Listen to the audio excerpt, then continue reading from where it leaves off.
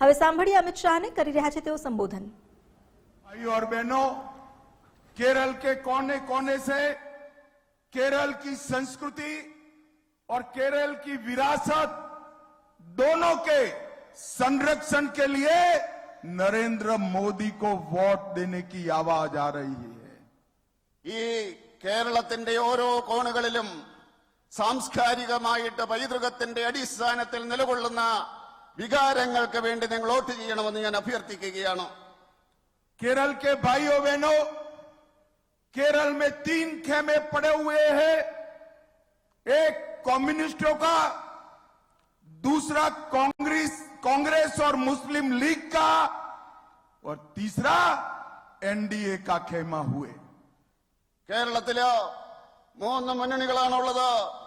ഒന്ന് കമ്മ്യൂണിസ്റ്റുകാരുടേത്, അതുപോലെ തന്നെ കോൺഗ്രസിന്റെയും, രണ്ടാമത് കോൺഗ്രസിന്റെയും മുസ്ലിം ലീഗിന്റെയും, അതുപോലെ തന്നെ എൻഡിഎയുടെ സഖ്യം। भाइयों और बहनों, दुनिया में कम्युनिस्ट समाप्त हो गए हैं, देश में भी कम्युनिस्ट समाप्त हो गए हैं और कांग्रेस देश में समाप्त हो गई है। आने वाला समय भारतीय जनता पार्टी का है। സുഹൃത്തുക്കളെ, ലോകത്ത് കമ്മ്യൂണിസം അസ്തമിച്ചു കഴിഞ്ഞിരിക്കുകയാണ്, അതുപോലെ തന്നെ രാജ്യത്തും അസ്തമിച്ചിരിക്കുകയാണ്। കോൺഗ്രസ് പാർട്ടി രാജ്യത്ത് അസ്തമിച്ചിരിക്കുകയാണ്। ഇനി വരുവാൻ പോകുന്നത് ഭാരതീയ ജനതാ പാർട്ടിയുടെ നാളുകളാണ് എന്ന് പറയുവാൻ ഞാൻ ആഗ്രഹിക്കുകയാണ്।